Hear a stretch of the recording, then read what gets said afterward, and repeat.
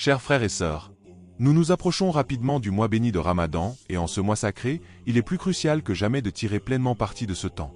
Comme nous l'avons observé chez nos frères et sœurs en Palestine, nous ne savons jamais si ce Ramadan sera notre dernier, ni dans quelles conditions nous aborderons le suivant, voire même si nous y parviendrons. C'est pourquoi, chers frères et sœurs, saisissons l'occasion qui nous est offerte. Nous allons partager 3 points et principes islamiques sur la manière de se préparer avant Ramadan. Restez avec nous jusqu'au bout, car le dernier point est probablement le plus crucial, et il modifiera votre perception de vous-même et votre relation avec Ramadan, Inch'Allah. Ne sautez pas en avant, ne soyez pas faibles. Perspective et maîtrise de soi.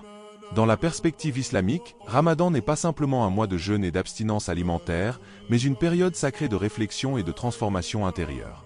C'est une occasion unique de cultiver une perspective juste sur la vie et de renforcer notre maîtrise de soi. La perspective que nous adoptons envers Ramadan est cruciale. Ce mois béni ne devrait pas être vu comme un fardeau ou une interruption de nos vies habituelles, mais comme une opportunité de croissance spirituelle et de rapprochement de Dieu. En changeant notre regard sur ce mois, en le voyant comme une bénédiction plutôt que comme une contrainte, nous pouvons en tirer le meilleur parti et en récolter les fruits spirituels. La maîtrise de soi est également un aspect fondamental du jeûne de Ramadan. En nous abstenant de manger, de boire et d'autres désirs légaux du lever au coucher du soleil, nous apprenons à discipliner nos corps et nos esprits. Cette discipline nous aide à développer une plus grande conscience de soi et une meilleure capacité à contrôler nos impulsions et nos désirs. En combinant une perspective juste avec une maîtrise de soi disciplinée, nous pouvons transformer notre expérience de Ramadan. Plutôt que de simplement passer à travers le jeûne, nous pouvons en faire une période de croissance personnelle et spirituelle profonde. Nous pouvons utiliser ce temps pour nous rapprocher de Dieu, pour nous purifier de nos péchés et pour renforcer notre connexion avec la communauté musulmane mondiale. En adoptant cette perspective et en cultivant cette maîtrise de soi, nous pouvons faire de Ramadan une période de véritable transformation et de rapprochement de Dieu. Préparation et planification.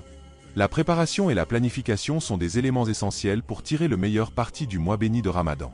En anticipant et en organisant nos activités, nous pouvons maximiser notre temps et notre énergie pour nous consacrer pleinement à notre pratique spirituelle. Avant l'arrivée de Ramadan, il est crucial de planifier à l'avance. Cela inclut la mise en place d'un emploi du temps pour la lecture quotidienne du Coran, l'organisation des repas et des achats alimentaires, ainsi que la planification des activités religieuses et sociales. En ayant un plan clair en place, nous pouvons éviter le stress et la confusion qui peuvent survenir pendant le mois de jeûne.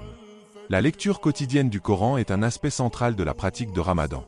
En planifiant à l'avance combien de pages ou de chapitres nous lirons chaque jour, nous pouvons nous assurer de compléter la récitation complète du Coran pendant le mois.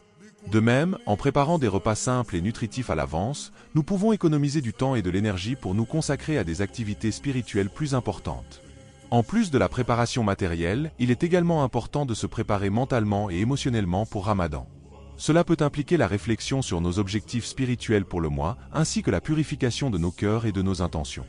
En planifiant à l'avance nos objectifs et nos aspirations pour Ramadan, nous pouvons nous assurer de tirer le meilleur parti de cette période précieuse.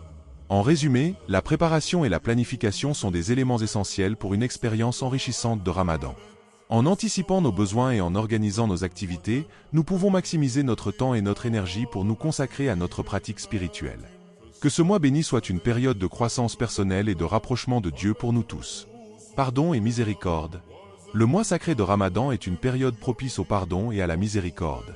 C'est un moment où nous sommes encouragés à rechercher le pardon de Dieu et à pardonner à ceux qui nous ont blessés. Le pardon et la miséricorde sont des principes fondamentaux de l'islam, et Ramadan offre une occasion unique de les mettre en pratique.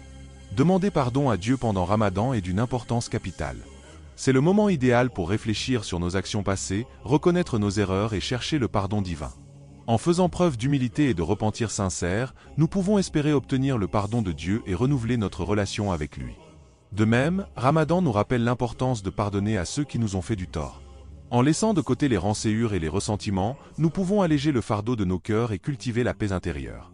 Le pardon est un acte de générosité et de compassion qui libère à la fois celui qui pardonne et celui qui est pardonné. Pendant Ramadan, nous sommes également encouragés à être miséricordieux envers les autres.